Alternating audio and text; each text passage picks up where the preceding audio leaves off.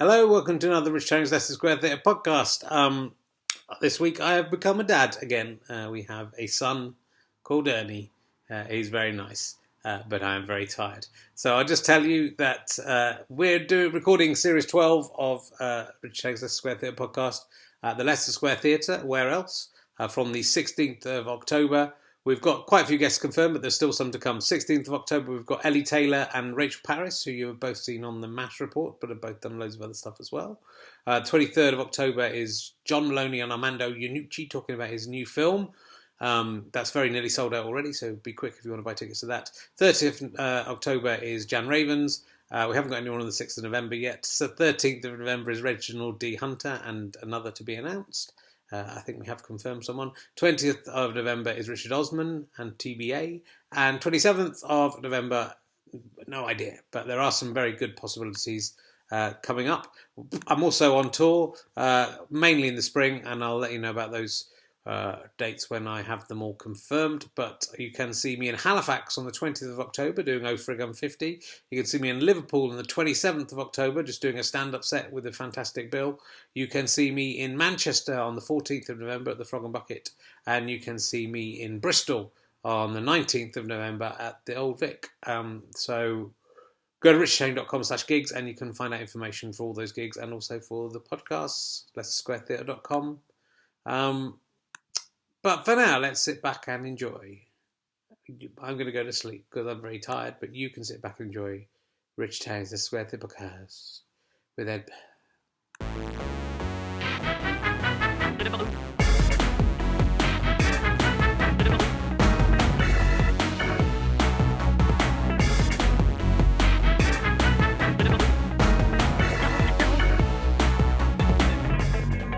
Ladies and gentlemen, welcome to the Leicester Square Theatre. Please welcome a man who now lives in the countryside and loves the way that turns his whole life into an action film. It's Richard Herring!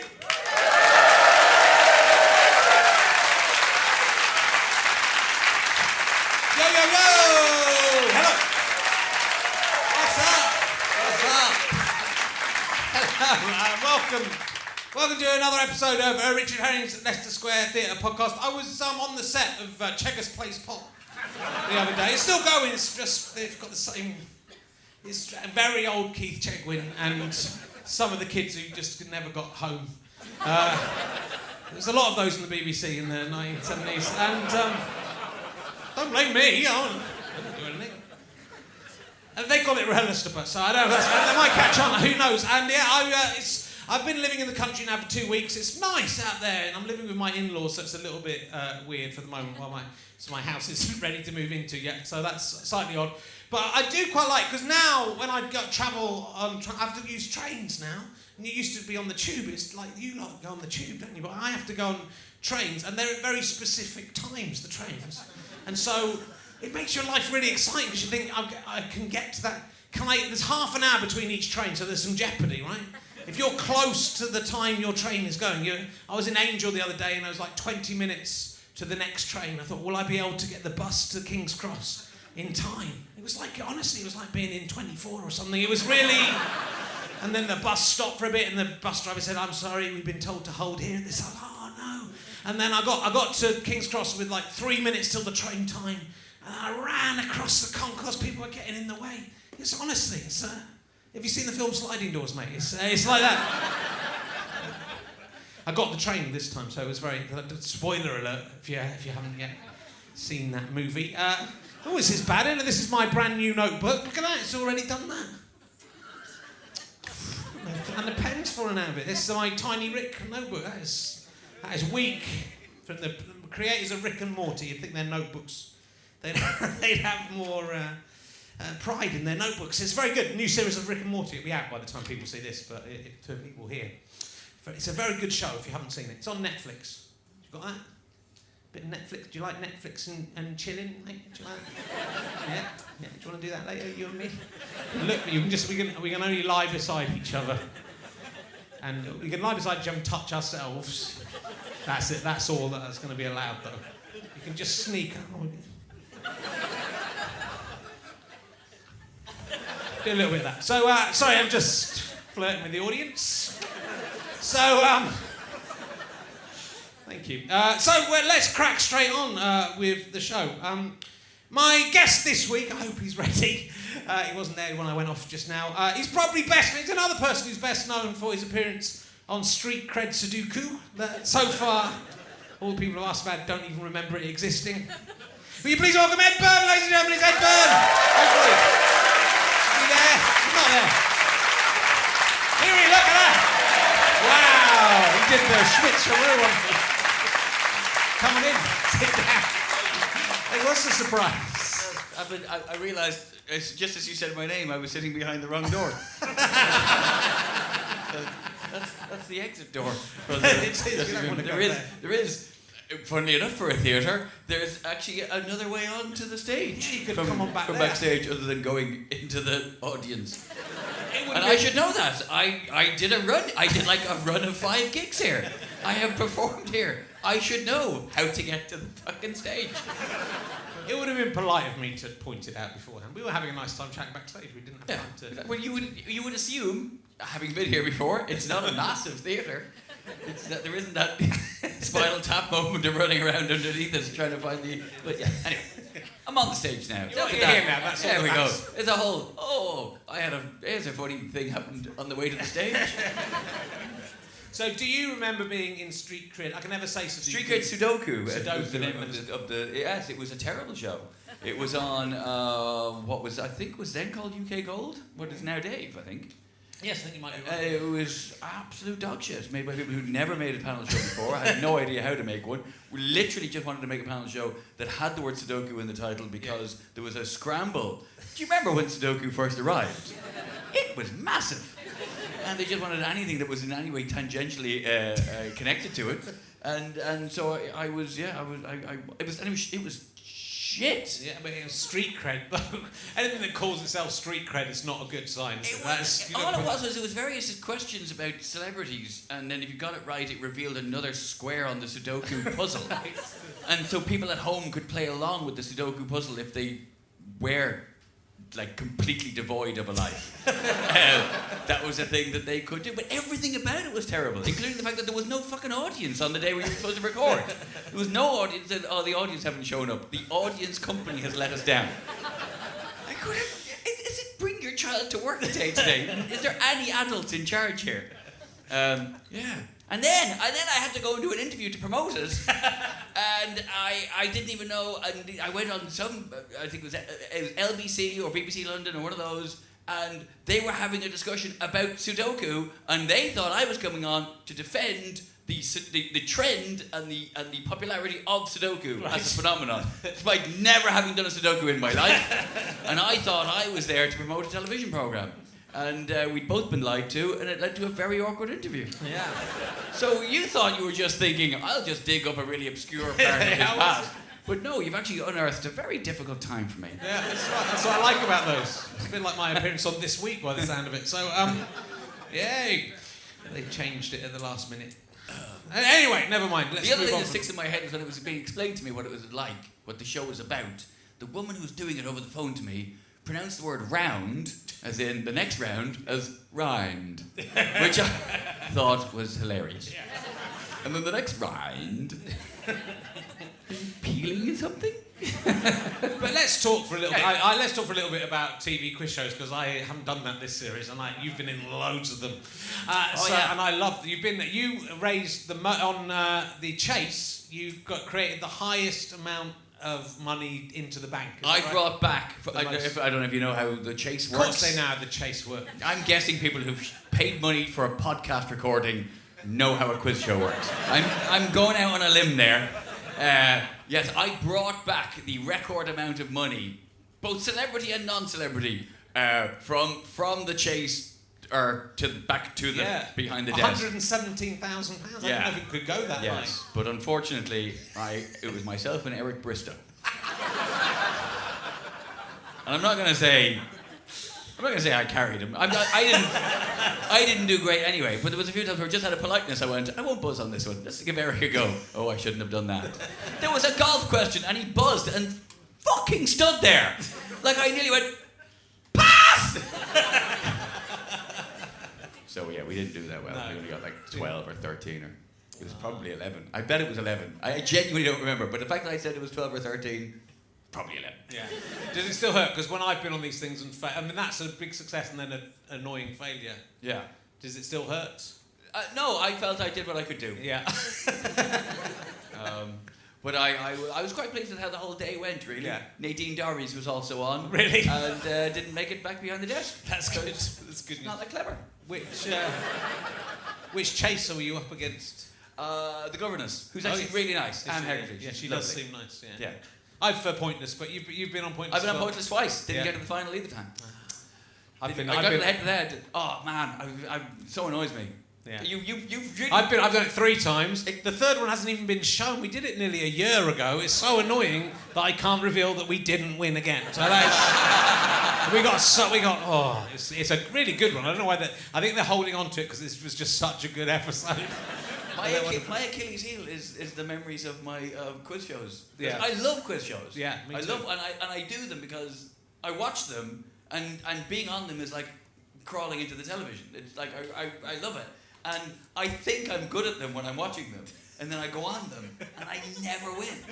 And it really haunts me every time. It's the same with me. I was on Mastermind. I came 3rd out of 4. 3rd! Sweet.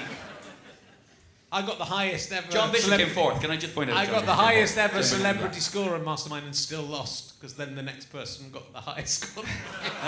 Who was that? That wasn't Mark Watson, was it? No, it wasn't Mark Watson. It was I'd forgotten Hillary Kay from Antiques Roadshow, who did antiques. I'm not going to go on about it. I'm not going to keep going on about it. He did antiques, and you can't do antiques if you're an antiques. You can't do it. Well, all I said when I did Mastermind, I wanted to do Prince as my chosen special subject, and Beverly Knight was already doing Prince, right, as her chosen special subject. So I had to pick something else. Yeah. I picked the Star Trek movies. Oh. And I thought it was very unfair. They did 2 questions about Star Trek Nemesis, which was the shittest Star Trek film, which even I, as a fan of the Star Trek movies, couldn't get to the fucking end of. And they did 2 questions about it. Right. Not fair. And then the first time I did Pointless, got into the head-to-head, and the one I lost it on to the fucking what's his name? Yeah, you know him. I know him. Barry. It was Barry Chuckle. Oh, you know the horse racing commentator with the hat, the fat guy. John McCrae. John McCrae. Oh my God. And his wife, who is not a celebrity. Can I just point? My wife wanted to go on Pointless with me and couldn't get away. Well, honey, they're not going to take you. You're not a celebrity. So I was on with Lucy Porter, who's very clever and very useful to be on. But he get to go on with his wife. Yeah. So I got that in the neck from my wife when I got home. And it was name a dance troupe from Top of the Pops. Yeah. And he said Pants People. Yeah. And I said Hot Gossip. That was a bad Who were mistake. not on Top of the Pops. That was Kenny They Everett were on show. the Kenny Everett show, but they were We should have gone for Legs and Co. Legs and Co. That Totally should have gone for that. That's what Lucy would Porter. Lucy said Legs Limited or something they were called. I went, no, it's Legs and Co. Well, I didn't even get the name right, so that's going to be more obscure. And should have said Zoo. That's what I should have said. There's some more, and there was one between. Don't even remember. I can't even remember the one. So that haunts me. John McCrae's a fucking idiot as well. I played poker against him, and he had the best possible hand that you could have and folded on it. He basically had a royal flush. He had the best thing that was possible from the table. Always got to keep your opponents guessing. Always got to keep your opponents guessing. He's a wild man. He was going on before I know out women couldn't play poker, and then he was knocked out by a woman after folding. The nuts. However, I did win 30 grand on Family Fortunes. Yes, I was going to ask about Family Fortunes. You've done Family Fortunes and Mr. Mr. Mrs. Yeah. 30 grand. You don't get to keep that though, did you? No, that went to charity. Went to a charity that then got exposed as being a really corrupt charity. Seriously, Google it. There's a charity in Ireland called Console, who were this suicide bereavement charity, and it turned out they were fucking driving around in brand new Audi Q9s and shit like that. It was a big scandal, and I raised a lot of money that apparently went up some dude's nose. Yeah. Thank God they didn't get the 117,000 from. Thank God you lost the chase. Good. I'm delighted you've done. That's good. You've won one. I've never won one on TV. I've never. But I say what my sister won it. Like when we did the thing at the end. I mean, it was a team effort. But my sister went on. She got 4 of the top 5 answers. But Family Fortunes is really easy. It's like Pointless for Idiots. It's like reverse Pointless. No, because here's what's different with Family Fortunes compared to Pointless is that with Pointless, if your answer is wrong, boom, that's it. On Family Fortunes, even if the answer is wrong, it still counts. So just so long as people have said it in answer to the question. So one of the questions was, what's another word for rich? Yeah. I don't mean like dick or but rich. No, as in another derivation of rich, as in Richard, as in So it was. People suggested, wealthy, loaded, etc. And the one that none of us guessed was well off. Because it's not a fucking word. It's 2 words. But it doesn't matter, you see. So that's how you have to second guess the stupidity of the people answering the question. Because that's right. People might get the question wrong, and I have to guess. So maybe when somebody's answered, can you name a country behind the Iron Curtain? Maybe they will have said Ireland. You don't know. Have you ever done Celebrity Tipping Point? Yeah. Have you? Oh man, I so want to do that. Got all my questions right, virtually. Just shit on the machine. Yeah. Didn't have a thing. There's an element of luck in it. But no, I did it. I lost it on. We really are. We're going through it. It's the quizzes. The question that I lost it on was when I say lost it, I mean I tore the set apart and trashed it out. The word pulmonary refers to what organ of the body? The pulmonary artery. Well, the lungs. It's the lungs. Yeah. Yeah, but it was the fact that they said organ and not organs threw me, and I said heart, which is wrong, obviously. It's lung. That did me. Did you have to do the bit where Ben Shepard goes, what do you think is going to happen now? And then you go, I know, he's probably going to go in the random minutes, so don't know yet. Should we just wait and see what happens? Ben Shepard is a lovely man. He's great. He's really, really nice guy. But he really has. I hats off doing that show. I think he could literally narrate paint drying. If he can do that, if he can turn that into, ooh, that one went a bit quick. Ooh, it's gone to the left. Well, it was one of 2 ways it was going to go, Ben. 3, if you count, not going either to the left or right. No, he goes. The one always got me, and I never did. I don't know if they ever did a celebrity. Oh, they did a celebrity version of what's the fucking open in the box one? Deal or No Deal. Deal or No Deal. They did do. Jeez, I sounded like such an old man there. What's that opening the box one? But that one is the one that Noel Edmonds on that. That's the things he comes out with. Oh, you're playing a very clever game. No, they are literally picking boxes at random. There is nothing to this other than going, no, I'm a bit greedier than that, I'm afraid. There's nothing else going on. I went in for a meeting, I think I've revealed this story before, but I wanted to do a late night version of Deal or No Deal where they just replayed Deal or No Deal and had mathematician experts commentating over the top of it, like they do on poker. Yeah, so going, is this true? The odds of that are, is this true what Noel's saying? No, it's not there. There's no evidence the box 22. We look back through the whole history of it, it evens out as about average. But isn't there's that really curious mathematical conundrum where the game show thing of if you're given 3 boxes and one of them's got the prize and the other 2 don't, and if you pick one and it's not the prize, if you're then offered the option of switching your choice. Yeah. So you pick A, B, or C, and you go, I think it's behind C. And then they open A first, and it's not behind A. Yeah. And then they say, you now have the choice of swapping your original answer. It actually, mathematically, is that if you swap, there's a greater chance of winning. Now that, I have had it explained to me several times. I still can't get my head around it. That blows my fucking... And I think maybe Noel understands that, and I don't. And maybe like people who've had that unlocked for them. Deal or No Deal is an absolute game of chess. Yeah.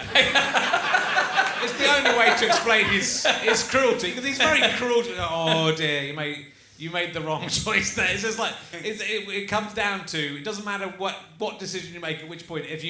If your amount you've got isn't the amount in the end box, you've lost, in his opinion. I don't know, I have found watching that show and gotten drawn in, I have to admit. And my wife has walked in on me, and I've been less ashamed if she caught me wanking over cat porn.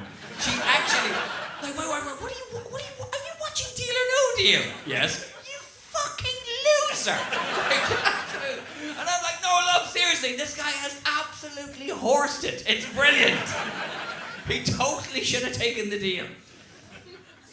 Well, I'm the same. So I could have carried on watching that for a long time. Anyway, let's talk about something else. I didn't know you'd done so much acting. I know you've done a bit of acting, but there's some films you won a Best Supporting Actor award. I won the most obscure award in the acting community. You are looking, ladies and gentlemen, at the winner of, what year was it? Do you have what? I think it's about 2006, maybe, something like that. Even that late? I haven't got It's the... about 2004. Okay, Yeah. Might be, I think 2005, 2006, I was the recipient of the Best Supporting Actor at the Monaco International Festival of Non-Violent Film. Yes, as well you should. As well you should.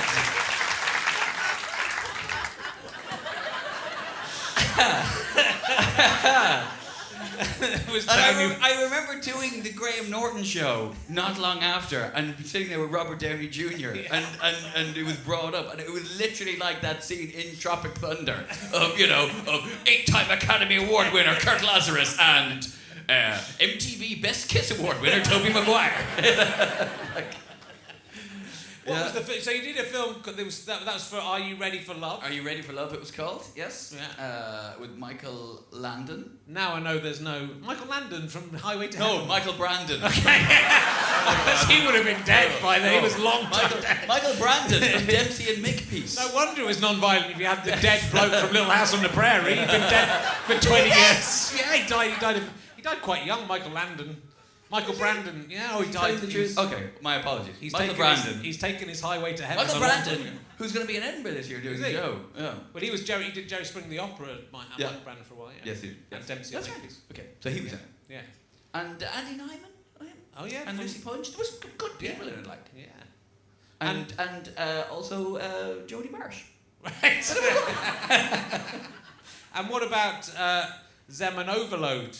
That was actually not a bad little, very low budget, independent movie made in Manchester, filmed in 3 weeks, and I was the lead in that, and it went straight to video. Did it? To DVD. Straight to DVD. Yes. It's good to get the lead part of the film. It was actually that was one of the very few things I have done that I wouldn't slag off and say was absolute shit.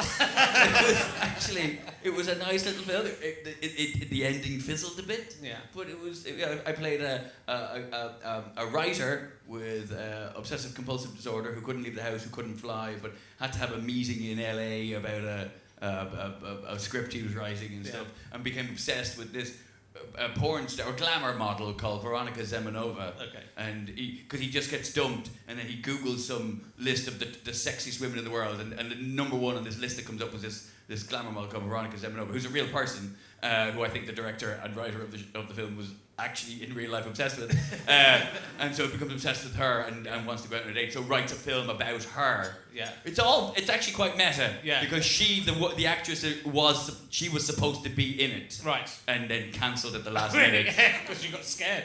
Probably. Yeah. But it was actually it was a good little film. Oh, we'll look it up on this. Can we get it on Netflix? No. Not even that. I don't want to like. I think you could probably still buy it on Amazon. I don't want to pay for it. You could if you pay. contact me on Twitter, I will rip my copy. And you can get it. You can torrent it. Right. Is that what you say? You can use views. Let's talk a bit about stand-up. You've been doing stand-up for... Well, I remember seeing you in the probably early 90s. Was that when you were starting? I did my first stand-up comedy gig in November the 3rd, 1993. Really? Yeah. And when, because the first time I saw you, I think I met you before, you were doing the Alanis Morissette routine. That was a very that could have strong been routine. any time between 1995 and about 2000. Right. But I think it was quite early on. It was a very, it was a very classic routine, wasn't it? Thank you. Yeah. And a properly. I was very happy with it. Yeah, It yeah. is one of those things where people still say, I meet people and they go, Yeah. "Oh, you're that guy." Yeah, I really like that thing that you did over 20 years ago. So there is it's a double-edged sword. Yeah, I was very happy. it's- Do you know what? When the album came out, I bought the album. Yeah. And I had an argument about that song. The song, ironically, before it was even released, I had these feelings about it. Yeah. And I argued about it with friends of mine at the time. And through the course of these arguments, that routine basically got written. Right. And I remember him saying, being funny in conversation. As most, I don't know about you, your process, most of your best bits, a lot of the time, they come out of just stuff you're saying in conversation, and you go, I'll remember that and turn it into routine. And I remember going, it's obscure, it's an album track on this album that's just been released by some woman who used to be a popstrel in Canada, So, but then it got, so when the song then was released and was not just a hit, but massive, Yeah. I had a ready form dream almost waiting. So you're going to It was first the most topical I've ever been. I had written the joke before the event took place, essentially.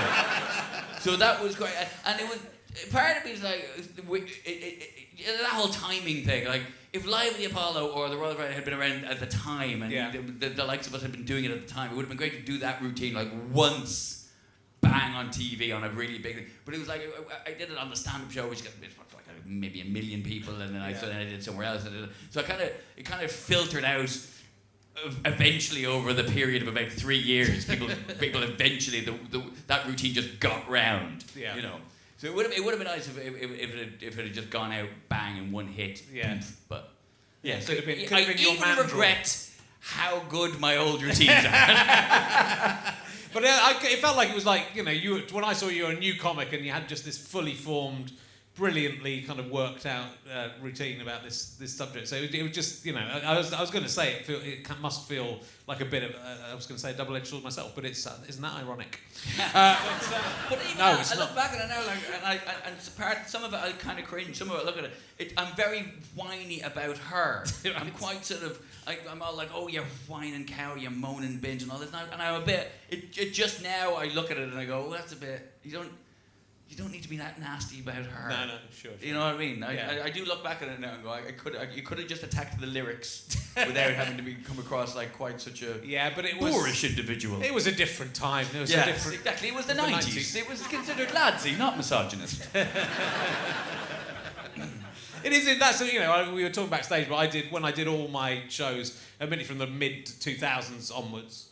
It's it is. There's some jokes that you go, in the Twitter generation, I would, even though I can defend that joke, I wouldn't want that joke to go out now because someone would go. And just take it as a tweet and say, "Oh, he said this," with it outside of the context of the show. Well, it is weird how things age. I got a grief from a guy because the routine I had about getting married, which I did when I hosted Live at the Apollo, it got repeated recently. And when I did it first, gay marriage was not a thing. It wasn't a thing that one could do, and now it is. It slightly dates the material, but this guy accused me of being homophobic. Because I hadn't seen into the future, and a routine that was written 5 years before gay marriage was legal and performed on TV about 3.5 years before it was legal, didn't take into account that men could marry men. You should have seen it coming. Yeah. In every sense. I'll ask you an emergency question. I'm going. Has it lulled? Has it lulled? No. I feel. Did I talk too seriously about the mechanics of comedy there? No. It's that's all good. I like that. I'll ask you this question. We were talking about twirls backstage. I hope that won't. I think we were backstage talking about twirls. I hope that won't influence your answer to this question. We were talking about twirls backstage. If you had to be anally violated by a popular chocolate bar, you had to be. Which chocolate bar would you like inserted in your anus? With absolutely no hesitation, I would say a flake. Flake, yeah. Just because it would probably fall apart before it actually penetrated you particularly deeply. Like, Flake versus my arse, my arse will win. You know what I mean? I don't want a lion bar fresh from the freezer. That would hurt. Might be nice.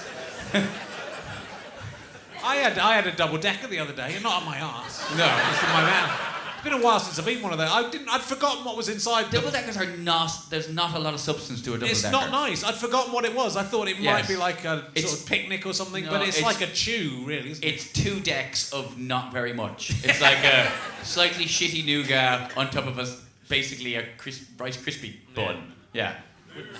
Wouldn't like that. Get fucked, right? Double deckers are for losers, and you're wrong if you disagree. I'm amazed they're still going. Losers chocolate.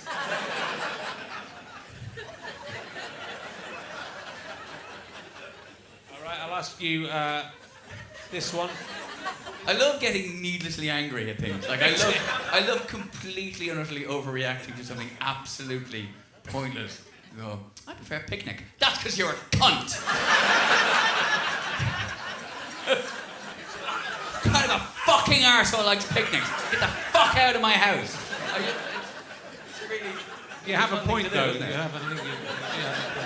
are weird. All right, what about this? Question 496, if you're following at home. Do you think you've cried more tears or created more sexual juices in your lifetime? And would you appreciate some Afterlife It's a Knockout dipstick affair to settle the question in heaven? I would very much appreciate the Afterlife After Knockout, and I'd like it. Like, I would like it brought up in like what year each was created. Yeah. Like, I'd love to see, like, you just, because obviously the first 18 years, it's just tears, right? That's it. And a lot. Yeah. And with like a little bit of. Is my own included, by the way, the sexual juices? Yes, your own sexual juices. Oh yeah, okay. So there'll be a bit, maybe 30. Yeah. 12. Yeah, but I'd like to see it year by year. That would be fascinating. Well, if God exists, then I'm sure he can make that dream come true. But I think just by the sheer, I mean, how much do you cry when you even cry? No, I mean not a lot. Compared to how much, you know. Well, there's not. I mean, but as you get older, there's less of that, isn't there? And there's more tears. You're crying about how little spunk you're producing. I've never found myself going, oh, I better tidy up in here. I've been crying too much.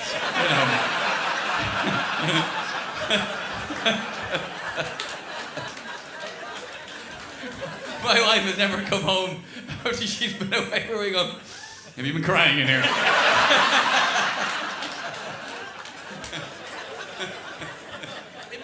Maybe with ladies it might be an more interesting question, but I mean, it's hard to quantify, isn't it? That's why it'd be interesting to know the answer. I'll ask you about have you ever met Brian Blessed? That's what I was going to ask. No, I've never met Brian Blessed, and I'd love to. I enjoy his work very much. I enjoy his attitude to life. I enjoy. It's all well and good people coming up and going, I liked your Alanis Morissette routine, but he's still going, Gordon's alive! I mean, he's still doing it. If you ask him, he'll do it. I'm hoping to get him on this, but I've failed so far. But you'd only need the one microphone. Now, I wanted to ask about this, which is information on your website, that you are 3.2% Neanderthal. Oh yeah, is that true? I did a thing. I did one of the many television shows I was on that Dara O'Brien hosts, which was he did a show called Science Club. Oh yes. And they did it. They in the first series they had a thing where they had various celebrity doing little pieces of camera or video clips. It's a very simple term that you're searching for it. And it was, we have certain genetic markers that tell us how Neanderthal we are. Yeah. And we just did a test. It was one of those 23andMe, genetic things. So yeah, I'm about 3%, which was we more than him. Yeah, well, it sounds like a 2.9%. You would look at us and you would think he was definitely more Neanderthal than I. You would just assume that.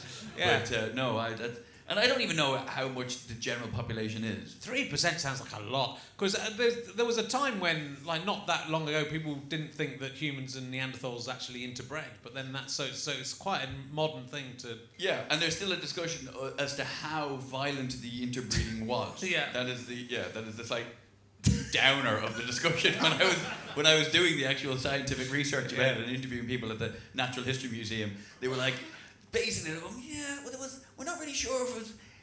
It all seemed a bit rapey, basically. And it was that thing of, basically, I was trying to get a scientist to say, look, were we raping the Neanderthal or were the Neanderthal raping us? Tell us which. And it's like, well, the jury's out on that one. I reckon we were raping them. They're bigger than us. Yeah, but they're not around anymore, so I suggest we dominated them in some way. Maybe we dominated them to get revenge on them for all the raping. We were like, you know what? We have to get rid of these guys. Keep sexually violating us. I think we should wipe them out. Now, who said rape can't be funny? Everybody, and we proved them right. I noticed you've been rubbing pork on your Twitter feeds recently. Yes. I have been. Yes. Yeah. This is the extent of your research. Yeah, I haven't looked on your Twitter. Just go and look at what he's been tweeting about. Yeah. Oh, you've been cooking some pork. I'll ask him about that. Yeah. I do. I swing on swing. Yeah. On my Twitter is it can be occasionally I'll come out with a very funny joke on Twitter. Yeah, that's and occasionally I'll get into an argument with a beloved children's celebrity for nicking jokes, or occasionally I will tweet the most mundane fucking things alive. Hey, it didn't look like mundane. I am nice. cooking pork. I live tweeted my own barbecuing of meat last week. And yeah, I took photographs. It looked nice. I saw it. Meat. You did some rubbed and some not rubbed. Yeah, and then wrapped some in foil, and I didn't tweet about it at all. Okay. They was gorgeous. Yeah, looked good. I bought a new smoker. That's basically what the bottom of the line is. Yeah. Right. Should we go back to talking about rape? Who'd have thought rubbing pork would be more controversial than raping Neanderthals? Either way around. Is it possible? I mean, I suppose it is. I think once we're up to Neanderthals, because about 40,000 years ago, we're based. I was reading Sarah Pascoe's book. She's on next week. You must come and see the show. Yeah. And so we're the same physiologically as we were as humans 40,000 years ago. So there's no actual difference between like your brain and everything. So I think Neanderthals were around 40,000 years ago. Am I right? Neanderthal experts. Well, that's interesting you said because we're taller than we were like 100 years ago. Yeah, but the brain and everything like that, you would be able to. Everything's different because you'd been foraging and you would be living terrible lives, and so you wouldn't get as much food. The only reason we're taller is because we have more nutrients and more protein. But 40,000 years ago, there's no difference physically between your brain and your DNA makeup. Well, have it out. I'm going to reject your facts. Have it out with Pasco, is what I'd say to you. I will. Yeah, on Twitter. I had to follow Sarah recently. I have to really quickly finish at a gig. Mm-hmm. We were doing our Edinburgh previews together. She was on before me at the Ballum Comedy Festival. Oh yes. And I've never felt so old because she is 10 years younger than me, and she went on before me and did a routine about getting old. And you know you're an old comic when you're watching comedians 10 years younger than you doing jokes about getting old. And even the reference she made about getting old in her show was a Harry Potter reference, and I didn't even get it. I don't even get your reference that proves how old you are. That's how fucking old I am. So yeah. And you're older than me. So I am. You must want to kill yourself. I do. I've stayed very young at heart by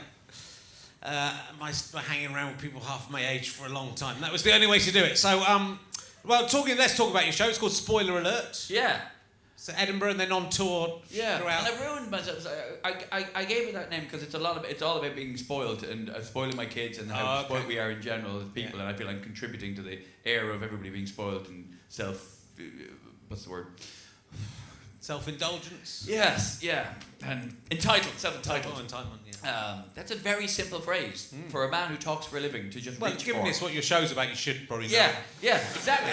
Yeah. But I have this thing where it's like, as I'm getting older, I always liken it to just reaching for something that you assume is going to be there. Yeah. And it just turns out the shelf is a lot further away than you thought it was. And you're just flailing around with your hand in the dark. Yeah. It's like you're sitting in a workshop that you built that you know that thing is there. I can reach behind my head without even looking. But no, the wall keeps getting further away. So so yeah, it's about being spoiled. But I called it spoiler alert, and it's a very common phrase, clearly. It is, yeah. And now I hear it. Like you used the phrase just before I went on, right, and yes. it just made my ears prick up. Yeah. Which is just one of those things where I feel like I've created a rod for my own back. Well, but then in a way it's kind of good to have. It is one of those phrases, I think, that people. It's one of those. But then that's a good thing. But then then people are going to think you can't talk about what's in it because you'll spoil it. Yeah. So, I also think if somebody writes a bad review, but it's got the word spoiler alert at the top of it, people won't read the review. Yeah. That is also true of good reviews, though. Yeah. Yeah, but this is how long I've been in the business. A good review makes no difference. A bad review makes all of it. Because other comedians won't retweet my good reviews. So you're touring. It's a long tour. So it's through the autumn and the spring. Yeah. By the time this goes out, Edinburgh will be over. So there's no point in talking about Edinburgh. But okay. But you're sorry, Edinburgh. You're doing that we've just put you aside like that. Edinburgh will be gone by the time. That's an interesting term. That's an interesting thing about comedians. I always feel if you were from Edinburgh. Is there anybody here from Edinburgh by any chance? No. It's just how utterly disrespectful the comedy industry or the comedy fraternity are to Scotland's capital city. In that when we say Edinburgh, we mean the Edinburgh Fringe Festival. Yeah. Edinburgh is a large, thriving metropolis where full of people who go to work every day and industrious and intellectual and vibrant, and we just think of it as a thing we go to every 3 weeks every other year, right? And it just, we will refer to the Edinburgh Fringe Festival as Edinburgh, like to the point we refer to the month of August as Edinburgh. I have used the phrase where I have said, "No, I'm going to be in Melbourne for Edinburgh." Like that's the term I've used. And I just think it must be so disrespectful to people who actually live in Edinburgh that's how we. We're here all year round. But it cost £4,000 for me to rent a flat there for a month, so fuck them. Fuck those fucking bellends. It's all right, Edinburgh's finished. It's finished. It's over. Edinburgh's finished. The city still exists. This is my point. It has not finished. Have you been there? Have you been there during the winter? University is still there. Edinburgh University is still. People are there, working, but we're gone. Festival's not on. Fuck them. It's the rudest thing. Fuck them. About 9 years ago, you said where you'd like to be in 10 years' time. God, this is a horrible thing you're doing now. Is living in New Zealand and learning to fly a single-seater plane. How's that going for you? Yeah. You've got a year to do it, mate. I changed my mind about moving to New Zealand because I had kids. That was it. I did. Me and my wife, I proposed to my wife. I didn't propose to her when she was my wife. It would be a weird thing to do. But when she was my girl, but we got engaged in New Zealand, right. and we've been out many times since. We love it there. And yes, 9 years ago, I think that was the plan. We had this whole thing. We're like, we'll go back. And my wife, and I'll just do fucking anything. Like, I get asked to do I'm a Celebrity, get me out here every year, and I say no every year. I go, fuck, I'm going to do it this year. Because I'm just going to get money. I'll do ads, I'll do fucking any old shit. I don't know. Right now, there's always going, what?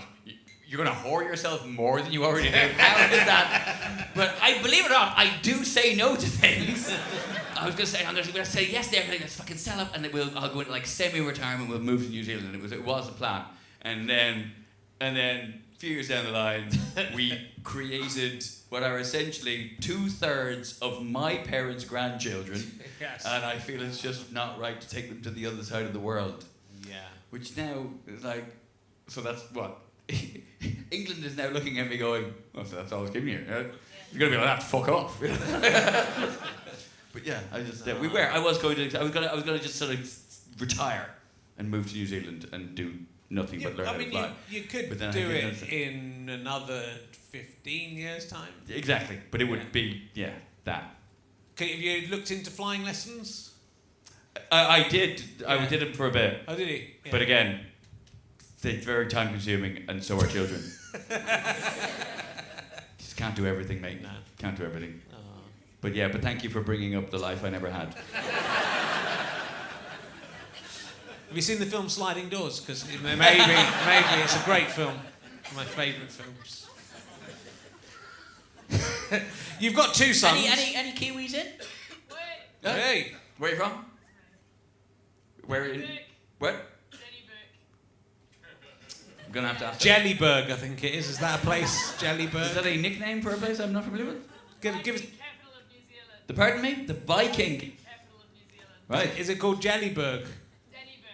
Dennyburg. Whereabouts is that? Don't just say New Zealand, because that's not. Southern Hawke's Bay. Okay, right. So near Napier. Hour or so. Walking or cycling? Wouldn't you love to live in a country where the traffic was so reliable you could describe how far away a place was by how long it took to get there? Wouldn't that be? See, that's why I wanted to move to New Zealand. By single-seater plane, it's an hour. That's what you're saying, right? That's how everyone gets around in New Zealand. Nice to meet you. Well, I'm very fond of New Zealand, and I've been to New Zealand too many times, and I'm too old to still be amused by how New Zealanders pronounce the word deck. Nothing will make me hoot like a middle-aged man from New Zealand talking about how he's got a great big deck everyone can sit on.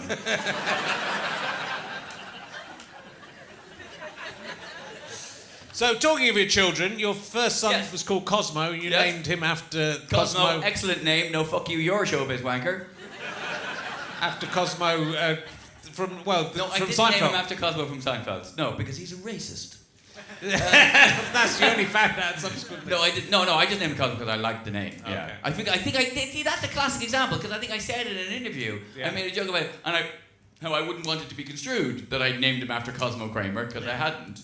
I didn't want people thinking, oh, he called his kid Cosmo because he's a big Seinfeld fan, and yet somehow that has been Chinese whispered across the net too. So you named your kid after Cosmo from Seinfeld. That's now a fact. I'm going to put that on Wikipedia. Well, I think it might be on Wikipedia. It probably. Because then I was going to. I imagine that's where you got it. You're doing your exhaustive research. Twitter, IMDb, Wikipedia. It's the holy trinity. That's what you need. Because I was going to say, then I wondered if Magnus, we're a big fan of Magnus Magnuson for your second son. You know what? I was a big fan. In fact, that's not why I called him Magnus. But I had a radio show for a little while on what was then called GLR, but it's now BBC London Live. And I interviewed Magnus Magnuson. And my co-host on my show was my mother. And he flirted like fuck with her. We were like jokingly, after the news, Magnus is going to be flirting with my ma a bit more. And my ma goes, he's not flirting with me. And Magnus Magnuson goes, yes I am. It was great. It was really good. And he came out with an absolute corker because Adam Bloom was on as a guest as well.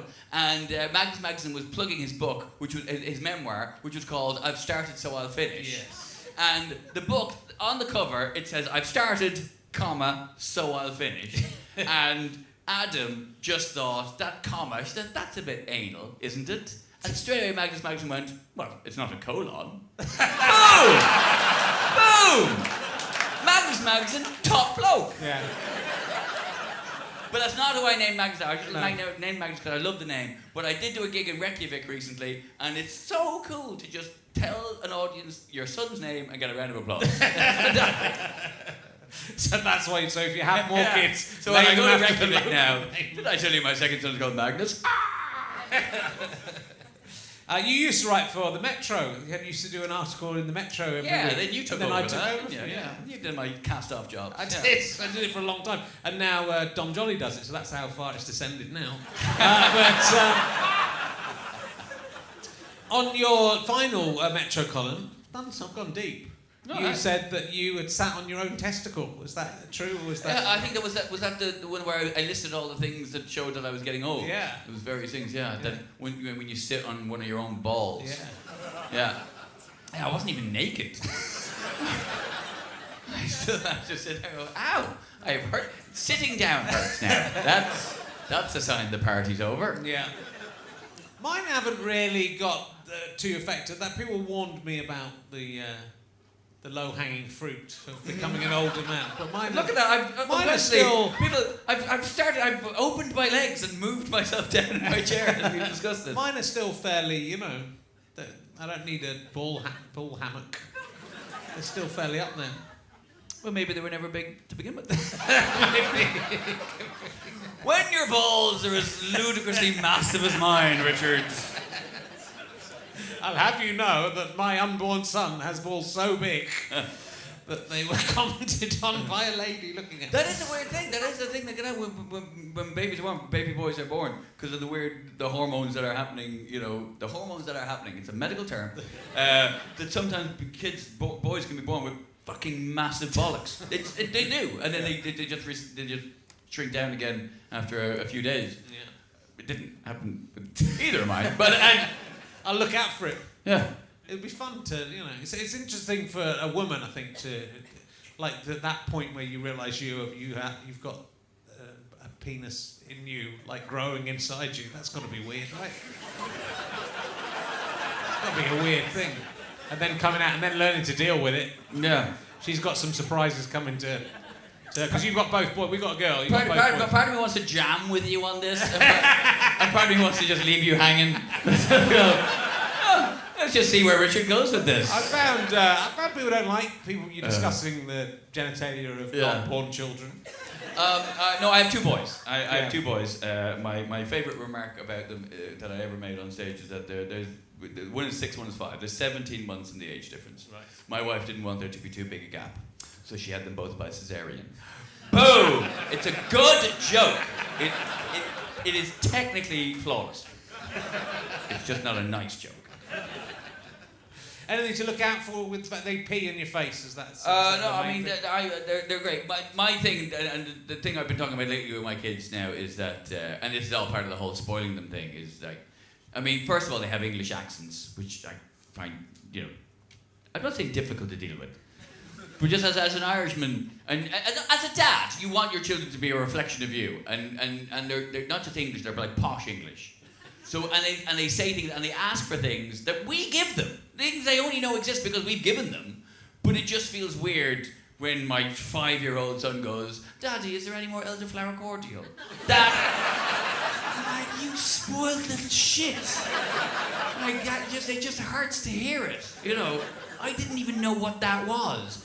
I swear to God, the first time I had elderflower cordial I was at a wedding. I was in my 20s. And I went to a wedding where there was no alcohol served. Yeah. And they toasted with elderflower. That was the first time I come across it. So that kind of thing. But it's nice is we'll take them to Derbyshire, where my in-laws are from, and I feel I'm much happier with that because they come back from Derbyshire sounding like they're from Derbyshire. They're coming out all like, oh, that's buggered. And I find that much easier to deal with. But I swear, one of my favourite moments, this is not my actor, it was one of my beautiful things, my Cosmo, when he was about 5, we're sitting under a broken table, and he goes, "Things are either jiggered or buggered." If something is jiggered, it can be fixed. But if it can't be fixed, it's buggered. And he pointed to the broken table and went, "That is what I call buggered." It's beautiful. But then, within a week living back in Saffron Walden, the accent goes, we need to go back up to the in-laws and top up the accent. We need to go and hang out with your cousins again. My dad said buggered. He said we're buggered for bricks to his dad, and was beaten for saying buggered to him. Oh no! I know. It's technically a swear word, but he's so charming when he says it. Oh, here's something I wanted to ask you. In October 2000... I love the way you preface every question with, "Here's something Yeah, I wanted here's to something." ask you." It's a fucking interview. It is. Like, you're supposed to ask. Here's a good it's question. Like it's a weird thing that you're doing. It's Here's like, an excellent did you notice how Parkinson never prefaced everything with... It's something... Can I ask you a question? Can I just... I don't mean to be rude, but I'm curious about something. I don't want to presume. Mind if I inquire?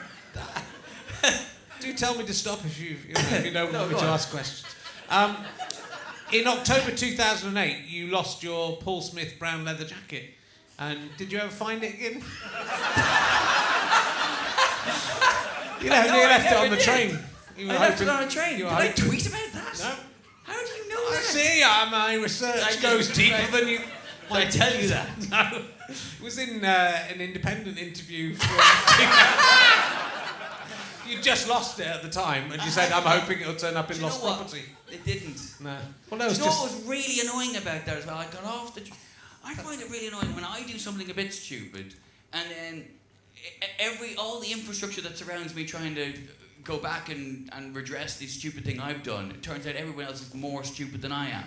So like I got off a train and realised instantly I'd left my jacket on the train, but I couldn't get back to the train. I had to go to an office and go, it's on that train. And they're going, which train? And it's like I'm describing where I've come in from, and they go, well, what platform is that? I'm like, I don't fucking know. Surely you know what platform that train is.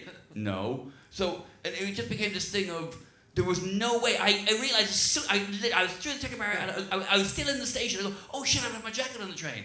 And the method of me getting back to the train to retrieve my jacket was broken. There was no way to do it.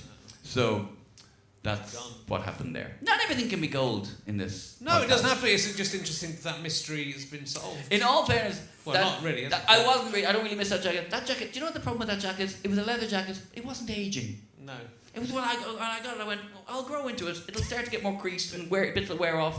Never did. All right. After a while, I was like, eventually I'm going to have to ask somebody to tie me to the back of a car and drag me while I wear this jacket in order for it to look just a bit weathered. Yeah. And it wouldn't do it. But there comes a point as well where a man is too old to wear a leather jacket, do you not think? I mean, not 10 years ago, but now, do you not think we're too... I used to wear leather jacket. I used to wear not like a zip-up leather jacket, but back to when I was about 40. Buttons? What? I did. Had It was Velcro? like, How did I your really jacket liked it. close? It was like a tan buttoned. Okay, all right. jacket. All right, okay. It was very nice, but I don't think I could wear it now. I think once you get, and even that wasn't like a racy leather jacket, but I think you get older and then it's a bit. At what age do you crisis. stop using the word racy? That's I think a more pertinent point here. And what kind of a jacket does one consider racy? See, racy, I think, stockings and suspenders. That's But you know, racy with a band who sang "Some Girls Will." That's a very problematic song now. Have you heard? Do you remember that song? Some girls will, some girls won't. Some girls need a lot of loving and some girls don't. Yeah. I know I've got the feeling, but I don't know why. And here's the killer line. Some say they will and some girls lie. That is not okay. And that song is... there's a lot of songs now. I remember when there was that whole thing about the... I know you want it. Blurred lines. And I thought there's nothing in that that's as bad as some songs that we still play. Like, people still get up. I've seen, like, fucking proper politically correct lefty people dancing around to Jump Around by House of Pain. Right. And are singing along. If your girl steps up, I'm smacking the hoe. This is not all right. This is not okay. And yet we're fucking losing our mind over, I know you want it. Is anyone with me on this? Am I alone in... Thank heaven for little girls. Fuck me. I mean, fuck me as in yes. That's absolutely. Let's not quote me out of context here. But so you and Dara are very good friends. You've been each other's best men. Yeah. We've been best man at each other's weddings, which is the same fact, but I just said it better than you. You're the best men. It's funny. I was at a wedding with my wife once, and the best man was a lawyer.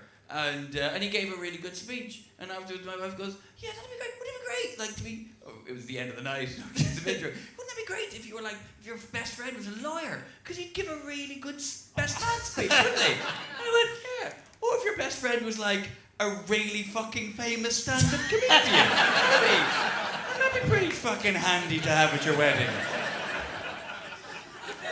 What's wrong with you? Sorry, Dara. I mean, that was very good, but we'd really have rounded a lawyer. He would have gotten less laughs, but made more points of information. So how did you meet Dara early on as a stand-up? We met. He was my. He opened for me. He was my support act at a gig in Dublin, and then we just got on famously because we instantly started bitching about everybody else on the Irish comedy circuit, And when he would come over and he would do sort of hit and runs on the London scene, he would stay with me. And I remember distinctly one night in Muswell Hill, on having been and to just buy stuff, whatever, food at the shop. It's the little details of a story that really make it. And we're walking back down the road to my house, and this woman just outside the shop just recognised me. She's like, "Oh, you're Ed Byrne." She didn't even say you're that guy. She said, "You're Ed Byrne." Proper fucking recognition, right? And just completely blank stare. That was the moment he was determined he was going to be famous. I am sure. Every time you see him on TV now, he's just trying to race further and further away from that moment where I was recognised and he wasn't. And my first time I met him, he said to me, I met him in, like 2001 in Edinburgh. He said, nice to meet you. He said, you wrote a blog about me, because it was before I even wrote a blog, I'd done a blog of one of the Lee and Herring tours, like just for our website. And at night after the tour, I used to just watch the cable TV in the hotels. And I got obsessed with watching Nevermind the... Is it called Nevermind? Don't feed the gondolas. Don't feed the gondolas. Yeah, it was... Can I explain? There was the sort of Irish equivalent of Have I Got News For You was called Don't Feed the Gondolas. And the reason it got that name is because there was a town council where they were trying to decide on ways to attract people into the town centre. And one of the suggestions was that they put gondolas on the local lake. And one of the town councils said, well, that's all very well, but who's going to feed them? That's a true story. And so that's why that show was called Don't Feed the Gondolas. But I just wrote about how it was a terrible version of Have I Got News For You, and how the bloke on it kept on going, all the time, and when he did a joke. Right. So Dara didn't like me for that straight away. He said I was... So you're basically saying you said something quite mean about him, and he didn't like it. Yeah. He took it quite well. Funny how people can be like that. So that's why I've not ended up going around the world with him, because of that basic error. I still haven't told him that my wife wished we had a lawyer at my wedding instead of him. He watches the show. So I know how he'll react. So we've probably going to have to stop, because time has flown by. But I'm going to ask you one more. Yes, you're right. We've done over an hour already. It's incredible. It's flown by, hasn't it? He's all right, isn't he? He can talk, can he? I'm going to go. I think that's the first time I've heard that said in a complimentary way. Normally we would say you can talk. It's a bit snidey. Yeah. What is the strangest thing you've ever found in the embers of a bonfire? This is what we're going to end on. So let's hope you got something good. Oh my goodness me. We have bonfires quite regularly out by my house because we don't have neighbours, so we're able to. Yeah. But I bet there's something. I don't think I've said this on the main podcast. Maybe I have, but I found my first cat, the first cat we had in our family, in the embers of a bonfire. Didn't live for long. It is had a horrific. Every time you stroked, no, it was just slightly burnt. Presumably, you haven't thrown the cat on the bonfire. No, it was gone to sleep. It was a bonfire night, and the. Do you have that? In Ireland? I don't understand that. Yeah, we have bonfire. Well, in Ireland we do bonfire. We light a bonfire at Halloween. Right. So the bonfire night and Halloween are all done on the one night. Okay. We don't have a separate thing with the whole house apartment. That's not a thing. No. Yeah.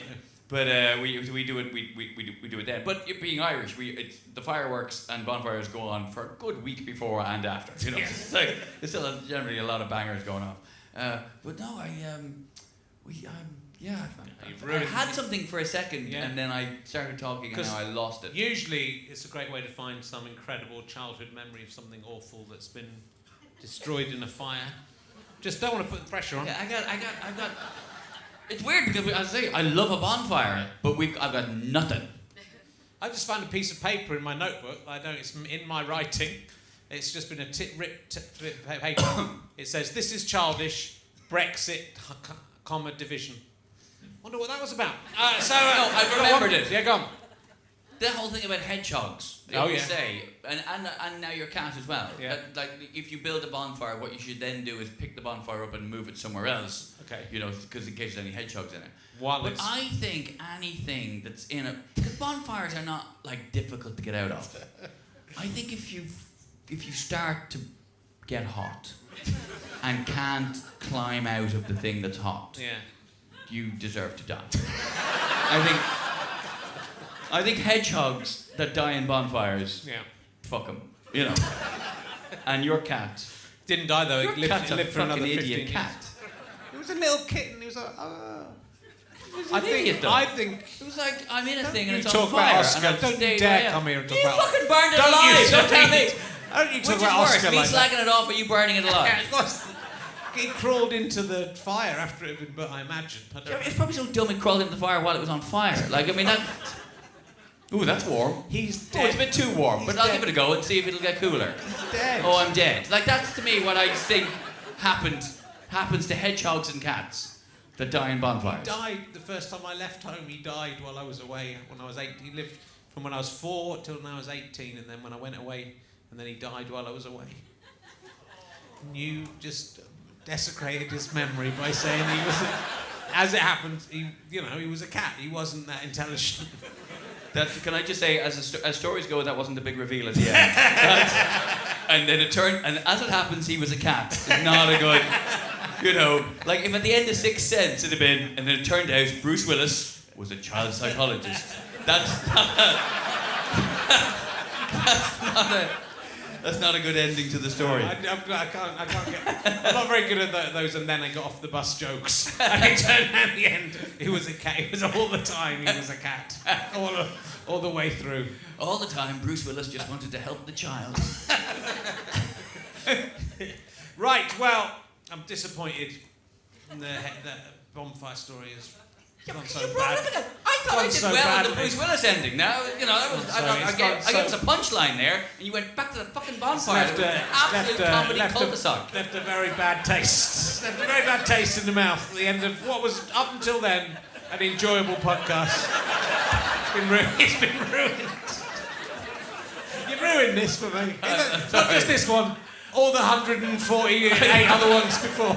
I have shat on your entire career now by not having a good bonfire. Bonfire! How fucking contrived and niche is that question that you would hang everything on it? Have you ever found anything interesting in it? No! Because no one has except you, and even your story's fucking depressing. Someone found a clock in it. Someone found... Adam Buxton found burnt pictures of his children. It was an amazing question. In the right hands, it's an amazing question. Some of my wife's university notes didn't burn well enough. Yeah, Is that good? That's yes, true. That's good. She burned her freaking thesis because she why had did no she do desire that? for it. Why did she do that? What? Because it's literally the size of that table taking up space in the house. Fucking pointless. Why burn She it? put it on the body. Why burn it? Why not recycle it? There was no kind of, this is our way of freeing ourselves from the concept of education. She just, I don't need this anymore. Put that on the bonfire. Burning it, that's And an it extreme didn't burn way. because it was paper, it was all compact. Yeah. And, so I See? found you could still resubmit this and you could get notes on it. And then you go, why did you burn it? Why didn't you recycle it? What's going on? Why do you hate education so much? See, that's interesting. That's a psychological drama there. I've done everything I can with this fucking bonfire question. It's good. We're getting somewhere with it now. People are like, let's have an interval and then Sarah Pascoe, please. Ladies and gentlemen, it's Edinburgh!